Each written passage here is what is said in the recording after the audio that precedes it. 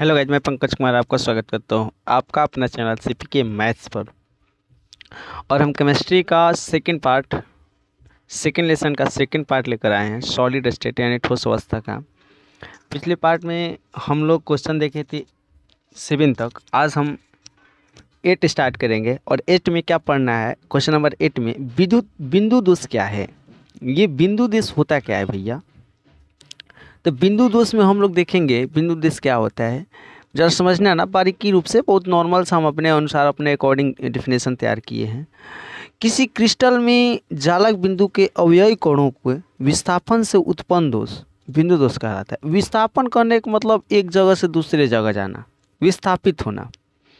यानी किसी क्रिस्टल में जालक बिंदु से अवयव कणों के विस्थापन, जैसे कोई जालक बिंदु होगा और इसमें कण हो गए तो ये विस्थापन करते हैं, इस प्रकार क्रिस्टल में कोई दोष उत्पन्न हो जाता है, उस दोष को बिंदु दोष कहा जाता है।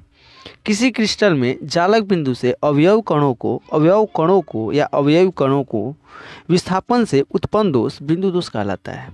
आई होप आप समझ पा रहे हो। किसी क्रिस्टल में जालक बिंदु से अवयव कणों के विस्थापन से उत्पन्न दोष बिंदु दोष कहलाता है। अब रेखीय दोष क्या होता है? ये रेखीय दोष क्या होता है भैया?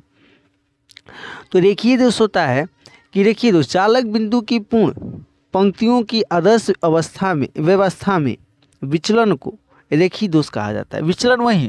विचलन कहने का मतलब उथल पुथल होना, वही विचलन होता है। देखिए दोस्त, जालक बिंदु की पूर्ण पंक्तियों की आदर्श व्यवस्था में विचलन,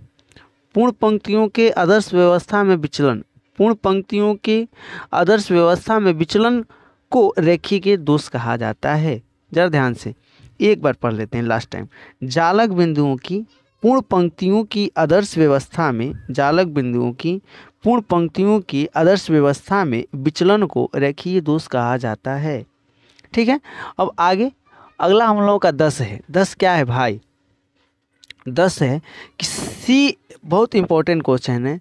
CaCl के बनावट का संक्षिप्त विवरण दे। CaCl के बनावट का संक्षिप्त विवरण कुछ नहीं है। CaCl में जो Cl माइनस होता है वो किनारों पर होता है, तथा Cs प्लस जो होता है केंद्र पर होता है। Cs प्लस केंद्र पर होता है और Cl बनावट, जो उसके बनावट बताने हैं, बनावट डेट में स्ट्रक्चर में जो Cl होता है वो किनारों पर होता है, किनारे पर Cl होता है, और बीच में जो होता है वो Cs प्लस होता है। ठीक है। प्रतिचुंबकीय पदार्थ और अनुचुंबकीय पदार्थ क्या है? अंतर भी आते हैं इनके। प्रतिचुंबकीय पदार्थ क्या है? वे पदार्थ जो बाह्य चुंबकीय क्षेत्र द्वारा दुर्बल रूप से प्रतिकर्षित होते हैं लेकिन दुर्बल रूप से प्रतिकर्षित होते हैं, उसे प्रतिचुंबकीय पदार्थ कहा जाता है। वे पदार्थ जो बाह्य चुंबकीय क्षेत्र द्वारा दुर्बल रूप से प्रतिकर्षित होते हैं, एक आकर्षण होता है, एक प्रतिकर्षण होता है। तो ये प्रतिकर्षण की बात कर रहा है, आकर्षण की बात नहीं कर रहा है। बाह्य चुंबकीय क्षेत्र द्वारा दुर्बल रूप से प्रतिकर्षित होते हैं, उन्हें प्रतिचुंबकीय पदार्थ कहा जाता है। जैसे NaCl, C6H6, V2O3 इत्यादि। एक बार डेफिनेशन फिर से पढ़ रहे हैं हम कि वे पदार्थ जो बाह्य चुंबकीय क्षेत्र द्वारा दुर्बल रूप से प्रतिकर्षित होते हैं, उन्हें प्रतिचुंबकीय पदार्थ कहा जाता है। अनुचुंबकीय क्या कहा जाता है? वे पदार्थ जो बाह्य चुंबकीय क्षेत्र द्वारा आकर्षित होते हैं। देखो, प्रति में प्रतिकर्षित, अनुचुंबकीय में आकर्षित। ये एक शॉर्ट ट्रिक भी हो जाएगा। प्रति में प्रतिकर्षित होता है, प्रतिचुंबकीय में प्रतिकर्षित होते हैं। चुंबकीय क्षेत्र द्वारा दुर्बल रूप से प्रतिकर्षित होते हैं, जबकि अनुचुंबकीय में आकर्षित होते हैं, उसे अनुचुंबकीय पदार्थ कहा जाता है। जैसे एल्युमिनियम, सोडियम, ऑक्सीजन आदि। अब चलते हैं नेक्स्ट क्वेश्चन की ओर। नेक्स्ट क्वेश्चन क्या है हम लोगों का? कि कांच का अतिशीतित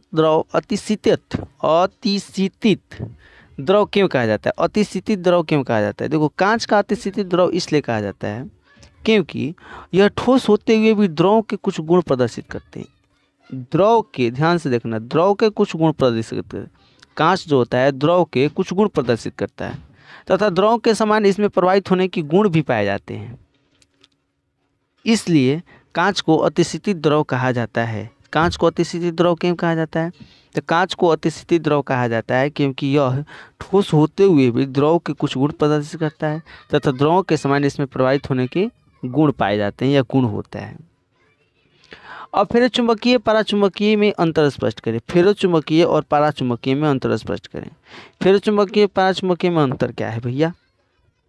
फेरोचुंबकीय वह पदार्थ जो चुंबक के प्रति आकर्षित होते हैं, वह पदार्थ जो चुंबक के प्रति आकर्षित होते हैं उसे फेरोचुंबकीय पदार्थ कहते हैं। वह पदार्थ जो चुंबक के प्रति विकर्षित होते हैं उसे पराचुंबकीय पदार्थ कहते हैं। इसमें म्यू का मान काफ़ी उच्च होता है। इसमें म्यू का मान, फेरोचुंबकीय में म्यू का जो मान होता है उच्च होता है यानी अधिक होता है। इसमें म्यू का मान शून्य होता है यानी 0 होता है। इसमें म्यू का मान शून्य होता है। पराचुंबकीय में, फेरोचुंबकीय में म्यू का मान क्या होता है? काफ़ी उच्च होता है। इसमें अयुग्मित इलेक्ट्रॉन नहीं पाए जाते हैं, इसमें अयुग्मित इलेक्ट्रॉन पाए जाते हैं। एक बार रिपीट कर दे रहे हैं हम, एक बार रिपीट कर दे रहे हैं। अब समझिए, फेरोचुंबकीय में क्या होता है? जो चुंबक को आकर्षित करता है। पराचुंबकीय में चुंबक को आकर्षित नहीं करता है यानी विकर्षित करता है। म्यू का मान उच्च होता है फेरोचुंबकीय में, पराचुंबकीय में म्यू का मान शून्य होता है। इसमें अयुग्मित इलेक्ट्रॉन नहीं पाए जाते हैं, इसमें अयुग्मित इलेक्ट्रॉन पाए जाते हैं। आई होप आप क्लियर। अब नेक्स्ट पेज को चलते हैं, नेक्स्ट पेज की ओर चलते हैं। 15 पर क्रिस्टल और अक्रिस्टलीय ठोस में क्या अंतर है? क्रिस्टलीय ठोस और अक्रिस्टलीय ठोस में क्या अंतर है? तो क्रिस्टलीय ठोस और अक्रिस्टलीय में 5 अंतर लिखवाए हम, आप 2-3 को याद कर लीजिएगा, काम हो जाएगा। देखो, क्रिस्टलीय ठोस और क्रिस्टलीय ठोस, देखो पहला अंतर क्या है? इनका गलनांक निश्चित होता है, ये निश्चित ताप पर गलते हैं। क्रिस्टलीय ठोस इनका गलनांक निश्चित नहीं होता है, इनका गलनांक, और क्रिस्टलीय ठोस का गलनांक निश्चित नहीं होता है। इनमें वास्तविक ठोस पाए जाते हैं, क्रिस्टलीय में वास्तविक ठोस पाए जाते हैं, लेकिन इसमें आभासी ठोस पाए जाते हैं। अब देखो, इसकी निश्चित ज्यामितीय आकृति होती है, इसकी निश्चित ज्यामितीय आकृति नहीं होती है। दैट मीन्स क्रिस्टलीय ठोस की निश्चित ज्यामितीय आकृति होती है और क्रिस्टलीय ठोस की निश्चित ज्यामितीय आकृति नहीं होती है। क्रिस्टलीय ठोस समदैशिक होता है, अर्थात इन ठोसों में सभी दिशाओं में समान भौतिक गुण पाए जाते हैं। इन ठोसों में सभी दिशाओं में समान भौतिक गुण पाए जाते हैं। यह ठोस विषम दैशिक हो, दैशिक मतलब दिशा, दैशिक मतलब दिशा होना, विषम मतलब अलग अलग दिशा, और समदैशिक का मतलब एक ही।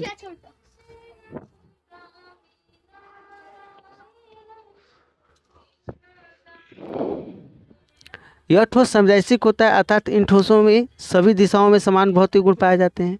और इन ठोस विषम दैशिक होता है, अर्थात इन ठोसों में सभी दिशाओं में अलग अलग गुण पाए जाते हैं।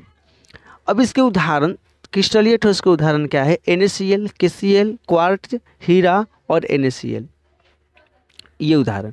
इसके उदाहरण कांच, जेल, प्लास्टिक, पॉलीमर। एक बार सारी एग्जाम्पल, सारे क्या बोलते हैं, अलग जो डिवाइडर हैं, अंतर है, फिर से पढ़ दे रहे हैं।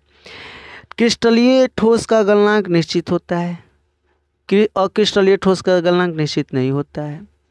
क्रिस्टलीय ठोस वास्तविक ठोस होता है, अक्रिस्टलीय ठोस आभासी ठोस होता है। क्रिस्टलीय ठोस निश्चित ज्यामितीय आकृति होती है, लेकिन अक्रिस्टलीय ठोस की निश्चित ज्यामितीय आकृति नहीं होती है। यह ठोस समदैशिक होता है, अर्थात इन ठोसों में सभी दिशाओं में समान भौतिक गुण पाए जाते हैं। यह ठोस विषमदैशिक होता है, अर्थात इन ठोसों में सभी दिशाओं में अलग अलग भौतिक गुण पाए जाते हैं। इसके उदाहरण NaCl, KCl, क्वार्ट्ज, हीरा, NaCl आदि हैं। इसका उदाहरण जो है कांच, जेल, प्लास्टिक, पॉलीमर आदि है। ठीक है, अब चलते हैं नेक्स्ट की ओर, नेक्स्ट बढ़ते हैं, और ये लास्ट होगा, नेक्स्ट हम लोगों का लास्ट होगा 16, क्रिस्टलीय और अक्रिस्टलीय ठोस को परिभाषित कर। अब ये भाई परिभाषा आ गया, क्रिस्टलीय ठोस क्या है, अक्रिस्टलीय ठोस क्या है? वैसा ठोस जिसमें अवयवी कणों, जैसे परमाणु, अणु या आयन की एक निश्चित और नियमित व्यवस्था होती है। ध्यान से रखना, कणों की निश्चित और नियमित व्यवस्था होती है, उन्हें क्रिस्टलीय ठोस कहा जाता है। फिर से एक बार समझ लो मेरे प्रिय बंधु, एक बार फिर से समझ लो, पीछे बैक पेज आ गया है। हाँ, क्रिस्टलीय ठोस वैसा ठोस जिसमें अवयवी कणों की एक निश्चित और नियमित व्यवस्था होती है। अवयवी कण जैसे परमाणु, अणु, आयन, वैसा ठोस जिसमें अवयवी कणों की एक निश्चित और नियमित व्यवस्था होती है, उन्हें क्रिस्टलीय ठोस कहते हैं। क्रिस्टलीय ठोस वास्तविक ठोस भी क्रिस्टलीय ठोस को वास्तविक ठोस भी कहा जाता है, जैसा कि हम पिछले क्वेश्चन में पढ़े हैं। इसके example NaCl, KCl, Fe, Au, Cu आदि क्वार्ट्ज है, और क्वार्ट्ज आदि हो सकते हैं। और क्रिस्टलीय वैसा ठोस जिसमें अवयवी कणों की निश्चित और नियमित व्यवस्था नहीं होती है उन्हें अक्रिस्टलीय ठोस कहा जाता है। और क्रिस्टलीय ठोस को आभासी ठोस भी कहते हैं, जैसे रबर, कांच और प्लास्टिक आदि। आई होप मेरा वीडियो आप लोगों को बहुत अच्छा लगा। ऐसे ही हम वीडियो हर रोज़ हर समय बनाते रहते हैं। और आप मेरे वीडियो अच्छा लगता है, मेरे वीडियो को ज़्यादा से ज़्यादा शेयर कीजिए अपने दोस्तों के साथ। और प्लीज़ अगर आप मेरे चैनल पर नए हैं तो मेरे चैनल को सपोर्ट कीजिए। मिलते हैं आपसे नेक्स्ट वीडियो में, तब तक के bye, best of luck, Vande Mataram.